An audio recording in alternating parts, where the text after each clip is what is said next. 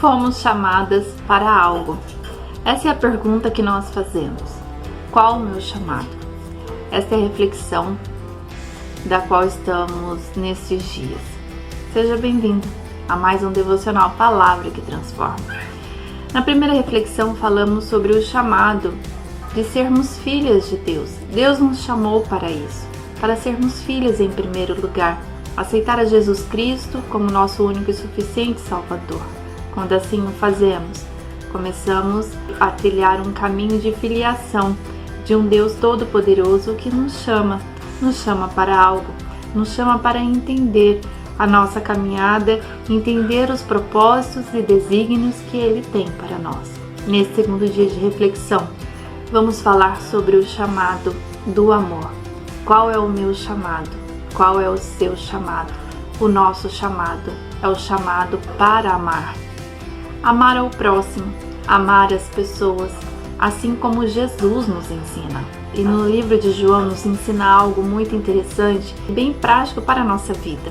Pensa comigo, quando nos é apresentada uma pessoa e esta pessoa começa a desenvolver um relacionamento de amizade, por exemplo, conosco, e quanto mais caminhamos com essa pessoa, quanto mais a conhecemos, mais queremos agradá-la. Por quê? Porque ela se torna uma amiga e nós não queremos magoar, nós não desejamos influenciar negativamente essa pessoa, não desejamos que essa pessoa tenha um relacionamento conosco de altos e baixos. Nós desejamos que seja um crescimento de amizade. E no livro de João, no capítulo 15, Jesus ele faz algumas exortações, algumas instruções aos seus discípulos, que falou sobre a videira verdadeira, diz para permanecermos no amor, na alegria. E no versículo 15, logo após ele ter falado sobre o mandamento de amar uns aos outros, ele diz assim, a partir do versículo 13, ninguém tem maior amor do que este, de dar alegria à sua vida pelos seus amigos. Nós somos chamadas para amar as pessoas. E quando nós construímos um relacionamento com outras pessoas, até mesmo com o seu esposo, há uma construção de amizade, de reciprocidade, de sentimentos. E esse versículo ele fala sobre o que? Dar a alegria ao próximo, dar a alegria a este amigo. E no versículo 14 diz, vós sereis meus amigos, se fizerdes o que eu vos mando. Jesus está dizendo então que nós somos amigas dele. Ele nos chamou para esta função. Este é o nosso chamado, de sermos amigas de Jesus, aquele que morreu na cruz, se entregou para nos salvar e nos livrarmos da condenação eterna. E no versículo 15 diz, já vos não chamarei servos, porque o servo não sabe o que faz o seu senhor, mas tenho-vos chamado amigos, porque tudo quanto ouvi de meu Pai vos tenho feito conhecer. Ele nos chamou de amigo. Que privilégio ter um amigo como Jesus Cristo. E nós sabemos o que é ter esse relacionamento porque temos amigos em nossa volta. Alguns muitos, outros poucos. Tem pessoas que há somente um amigo ou uma amiga, mas sabemos o que isso significa. Mas a reciprocidade de amizade com Jesus Cristo, de um caráter perfeito, então nós precisamos ter um relacionamento com Ele também de um caráter perfeito, um estilo de vida que buscamos constantemente a agradar o nosso Jesus, a agradar aquele que nos chamou primeiro como amigos. Então nós precisamos aceitá-lo dessa forma e dizer, Senhor, eu também sou tua amiga, eu aceito este chamado de ser amiga, de me posicionar em amor a ti, que é aquele que se entregou e que me chamou para ser amiga. E no versículo 16, então, ele diz, não me escolhestes vós a mim, mas eu vos escolhi a vós, e vos nomeei, para que vades e dei fruto, e o vosso fruto permaneça, a fim de que tudo quanto em meu nome pedirdes ao Pai, Ele vos conceda. Versículo 17, isto vos mando, que vos ameis uns aos outros. Então há um pedido deste nosso amigo de amar uns aos outros, de amar ao próximo. Mas o que é esse amor? O que gera esse amor quando ele é expressado a outra pessoa? E no livro de 1ª carta aos Coríntios diz exatamente como é este amor, e é o amor que permanecerá, porque tudo se acabará, mas o que permanecerá é o amor. E diz assim a partir do versículo 4 do capítulo 13, que fala sobre a suprema excelência do amor. O amor é sofredor, é benigno, o amor não é invejoso, o amor não trata com leviandade, não se ensoberbece. Se nós praticarmos essas características do amor, o nosso caráter ele passará por um crescimento de olhar para o próximo e nos comportarmos com benignidade, sem ter inveja daquela forma como a pessoa vive, da forma como a pessoa se veste, se fala, da forma como do seu trabalho, da família.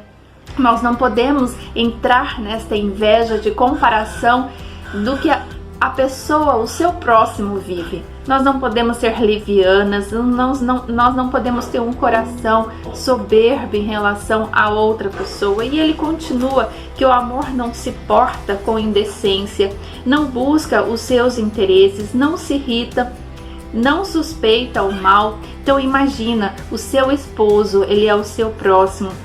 E como devemos tratá-lo? Está aqui nos ensinando dessa forma.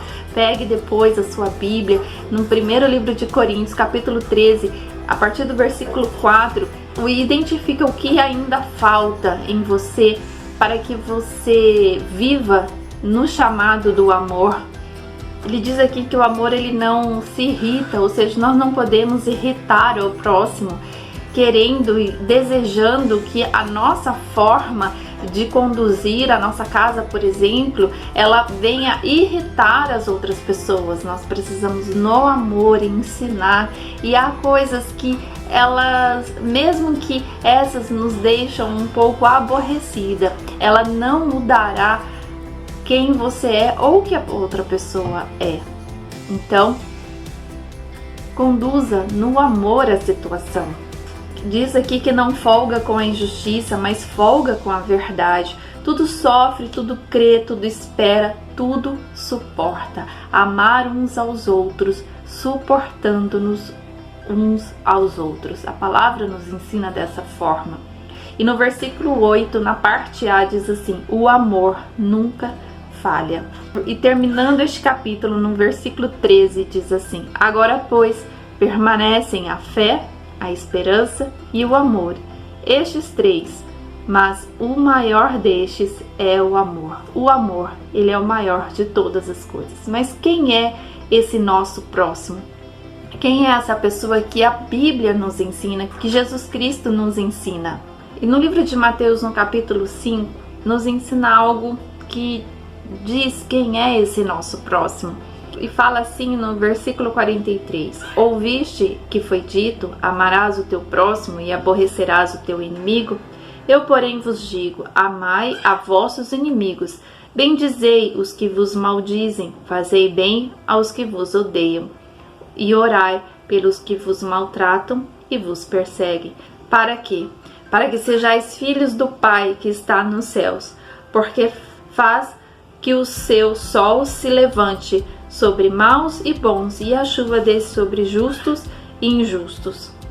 Para sermos filhas de Deus, precisamos, além de aceitar a Jesus como nosso único e suficiente Salvador, amar o próximo. Seja esse próximo seu esposo, seus filhos, seus pais, aquela sua amiga tão especial. Mas também ame aqueles que te perseguem, ame aqueles que te aborrecem, aquela pessoa que te faz ter um coração muitas vezes aborrecido, irado. Mas o Senhor diz que o perdão, como está na palavra dele nos ensinando do que é o amor, ele faz parte desse chamado para amar, chamado para perdoar. E o Senhor nos ensina assim. E precisamos orar por essas pessoas que muitas vezes nos irritam, que você talvez nem possa ouvir o nome desta pessoa, porque o seu dia já fica mal, os teus pensamentos já vagueiam para para o passado, já vagueiam para questões que tiram o seu humor. Mas o Senhor diz que você precisa mudar este comportamento, porque você foi chamada como filha de Deus, chamada para amar o próximo e orar, inclusive por aqueles que te perseguem. E por que tudo isso? Porque Ele diz para que sejamos filhas do Rei, filhas do nosso Deus. Amar aqueles que nos amam é fácil, mas amar aqueles que nos faz mal é difícil, mas não é impossível, porque a palavra nos ensina. E a palavra nos ensina nada daquilo que não vamos conseguir fazer. Por isso, posicione-se nesse sentido. Fale: Senhor, eu preciso perdoar esta pessoa. Fale o nome dessa pessoa em voz alta. Eu preciso perdoar e eu quero perdoar e eu vou perdoar. E o Senhor, Ele vai te ajudar. E como que o Senhor te ajuda? Com o seu coração aberto para essa atitude de posicionar-se no perdão e no amor. Em suas orações, coloque o nome dessas pessoas. E a cada dia o seu coração se abrirá para que relacionamentos sejam restaurados, relacionamentos sejam renovados e o seu coração seja curado e liberto das cadeias da falta do perdão. Deus te abençoe e aceite o chamado para amar.